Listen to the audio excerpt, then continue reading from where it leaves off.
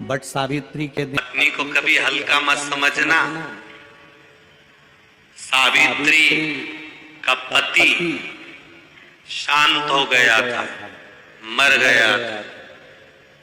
बड़ के पेड़ के नीचे यमराज उसको लेने के लिए आ गए और सावित्री को छोड़कर यम उसके पति के प्राण लेकर जाने लगा।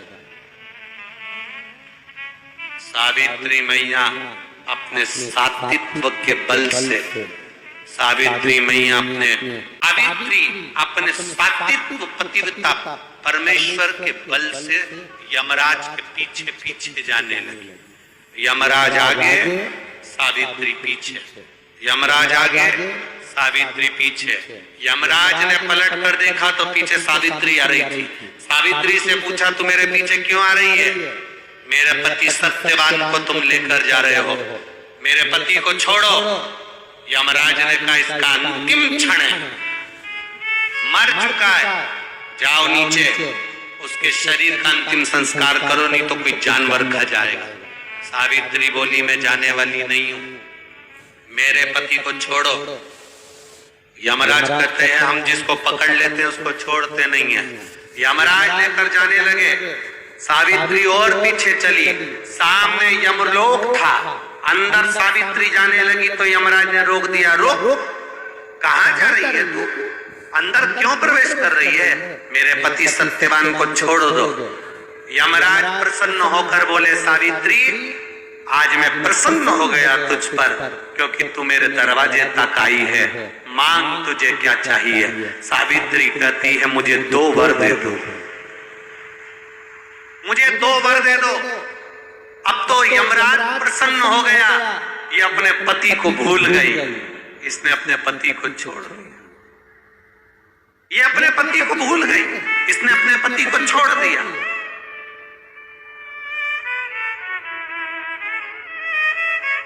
और इसने अपने पति को छोड़ दिया। अब ये कुछ मांगेगी, 2 वर मांगेगी तो मैं इसको 2 वर दे दूंगा। यमराज प्रसन्न हो गए, अपनी पति को छोड़ा इसने। यमराज ने कहा, अपने पति को छोड़कर जो तू 2 मांगेगी मैं दे दूंगा, बस पति मत मांग। तो सावित्री ने कह दिया, नहीं मांगूंगी पति। ठीक है, मांगो। सावित्री ने कहा, पहला वर दीजिए, मेरे सास ससुर की आंख में रोशनी नहीं है, उनकी आंखों से दिखता नहीं है, बस इतना सा वर दे दो, उनकी आंख की रोशनी आ जाए और वो अपनी गोद में अपने पोते को खिलाएं, बस ऐसा वर दे दीजिए। यमराज प्रसन्न हो गए, इसने पति नहीं मांगा, तथास्तु। अब यमराज ने कहा, दूसरा वर मांगो। सावित्री बोली, दूसरा वर दे दीजिए, मेरे सास ससुर आज तक कोई तीर्थ करने नहीं गए, मेरे सास ससुर का जो बेटा है वो उनको तीर्थ कराए, बस ये वर दे दो। यमराज ने कहा, इसने अपने पति को नहीं मांगा, तथास्तु। अब यमराज ने कहा, जा। सावित्री के कहां जाऊं? आपने कहा था मेरे सास ससुर जब आंखों से रोशनी पाए अपने पोते को खिलाएं, पति तुम ले जाओगे तो पोता आएगा कहां से? पति तुम ले जाओगे, पोता कहां से आएगा? और यदि मेरे सास ससुर के बेटे उसको तीर्थ कराए तो मेरा पति अगर तुम ले जाओगे तो उनका बेटा ही तो है, तीर्थ कराएगा कौन?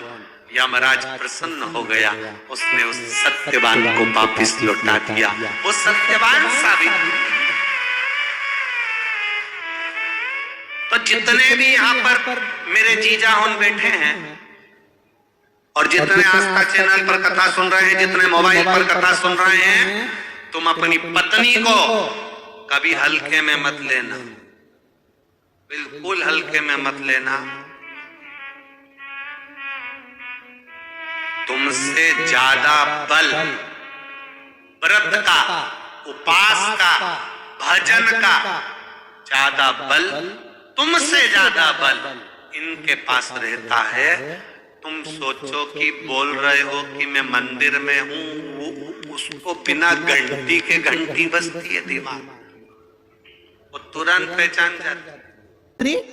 यमराज से कह रही है मेरे पति को छोड़ दो। यमराज कह रहा है सावित्री तेरा पति मर चुका है, मांग के सिंदूर को पोंछ दे। सावित्री कहती है पूरा श्रृंगार उतार दूंगी पर मांग का सिंदूर नहीं पूछने दूंगी। तब यमराज ने कहा जब तक तू मेरे मांग का अपनी मांग का सिंदूर नहीं उतारती तब तक तू मेरे पास नहीं आ सकती। भगवान यमराज से सावित्री ने कह दिया मैं भी तुझे वचन देती हूं यमराज, मेरी मांग में जब तक सिंदूर है, जैसे सीता ने लाइन लक्ष्मण जी ने लाइन खींच दी थी और सीता पार नहीं जा सकती थी, मैं भी तुझे वचन देती हूं जब तक नारी की मांग में सिंदूर है तब तक तू उसके पति को उसके सामने लेकर नहीं जा सकता, यह भी मैं तुझे कह देती हूं। यमराज भैंसे पर सवार होकर सत्यवान को लेकर जा रहा था, सावित्री से वचन पर वचन चल रहे थे। अड़ के पेड़ के नीचे छोड़कर आए। क्या चाहिए तुझको, क्या चाहिए तुझको, क्या दूं मैं तुझको, कुछ मांग ले मुझसे। सावित्री कहती है क्या दोगे आप, मेरे पति के प्राण दे दो बस वापिस, और कुछ नहीं चाहिए। यमराज यमलोक में प्रवेश करने लगा। मांग के सिंदूर में से थोड़ा सा सिंदूर सावित्री ने केवल हाथ में लेकर अपनी बिंदी पर जो लगाया, सत्यवान को लेकर यमराज अंदर नहीं जा पाया। बाहर खड़े होकर कहता है मांग ले, मैं तुझे एक वचन नहीं, तू बोले तो मैं 2 वचन दे देता हूं, तू बोले तो मैं 3 वचन दे देता हूं, तू मांग क्या चाहिए। तब सावित्री ने कहा देना चाहते हो, हाँ। अब यमराज को लगा कि लालच में पड़ गई सावित्री। तब कहा पहला वचन दीजिए मेरे अंधे सास ससुर के नेत्र वापिस आ जाएं। यमराज ने कहा तथास्तु। दूसरा वचन दीजिए मेरे सास ससुर अपने पोता पोती का मुख देखें। यमराज ने कह दिया तथास्तु।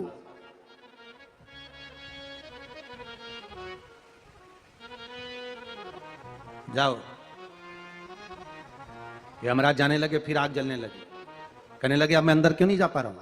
सावित्री कहती है तुमने वर दिया है मेरे सास ससुर पोता पोती का मुख देखें, उनके बेटे को तुम ले जाओगे तो पोता पोती कहां से होगा, छोड़कर जाओ। सावित्री है, पति को वापिस लेकर आ गए। नारी के हाथ की चूड़ी का कलर अलग हो सकता है, चूड़ी की डिजाइन अलग हो सकती है, चूड़ी अलग हो सकती है, चूड़ी महंगी सस्ती हो सकती है, मंगलसूत्र की कीमत ऊंची नीची हो सकती है, पांव की बिछुड़ी की कीमत ऊंची नीची हो सकती है, कान के कुंडल की कीमत ऊंची नीची हो सकती है। तुम्हारे शरीर पर जितने जितने 16 श्रृंगार हैं उसकी कीमत ऊंची नीची हो सकती है। केवल मंगलसूत्र की डिजाइन बदल सकती है, नाक की लौंग की डिजाइन बदल सकती है, कान के बुंदे की डिजाइन बदल सकती है, हाथ की चूड़ी की डिजाइन बदल सकती है, पांव की पायल की डिजाइन बदल सकती है। केवल नारी के 16 श्रृंगार में एक श्रृंगार ऐसा है जिसकी कीमत जो पहले थी वही कीमत आज तक है और उसकी डिजाइन आज तक नहीं बदली। वो मांग का सिंदूर है, एक जैसी डिजाइन है और एक जैसी कीमत है। सारे श्रृंगार की कीमत अलग, पर मांग में जो सिंदूर डाला जाता है वो एक कीमत का होता है, एक डिजाइन का होता है और एक जैसा होता है, और वो सबसे भारी होता है। सावित्री